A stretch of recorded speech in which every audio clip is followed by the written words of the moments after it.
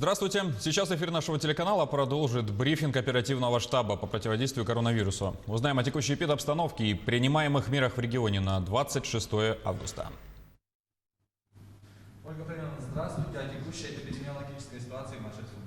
Добрый день. Сегодня на 26 августа в Якутии всего за сутки зарегистрировано 46 новых случаев коронавирусной инфекции, в том числе в городе Якутске 22 случая, в Оленёкском 5 случаев, в Мегино-Кангаласском, Мирнинском, Татинском по 3 случая, Хангаласский, Неренгринский 2 случая, по 1 случаю зафиксировано в Алданском, Верхневилюйском, Вилюйском, Горном, Усть-Алданском, Чурапчинских районах.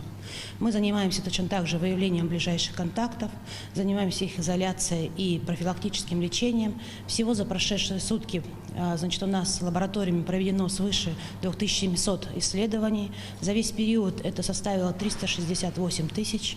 К сожалению, за прошедшие сутки зарегистрировано 2 летальных случая. Приносим соболезнования родным и близким. Наверное, сегодня самая актуальная тема – это подготовка к дошкольно-школьному сезону, когда у нас детки собираются в наши образовательные учреждения. И мы неоднократно говорили, и сейчас хотелось бы повторить, о подготовке со стороны медицинских организаций. Мы привыкли, что мы уходим в школу и в садики обязательно, когда впервые поступают дети, с медицинскими осмотрами. В этом году у нас изменились правила. Мы медицинские осмотры будем проводить непосредственно в школах, а в детских садах это медосмотры уже начаты, тех детей, которые впервые поступают в детский сад. Акцентирую ваше внимание, что для школ справок на коронавирусную инфекцию не требуется. Для садиков будет требоваться справочка о противоэпидемических мерах и эпидобстановке на домашних адресах, и в том числе по заболеваемости коронавирусом. Данную справку можно будет получить в городе Якутске, организовано в детских садах, когда вы будете проходить профилактический осмотр.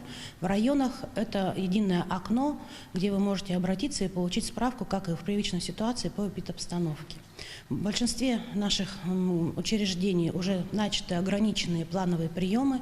Акцентирую внимание, что плановые приемы только по предварительной записи. Также мы продолжаем диспансеризацию, профилактические осмотры как взрослых, так и детей, но также по предварительной записи с соблюдением всех санитарно-противоэпидемических мероприятий. Спасибо большое. Спасибо. Это был брифинг оперативного штаба о текущей ситуации с коронавирусом в регионе на 26 августа. Оставайтесь с нами.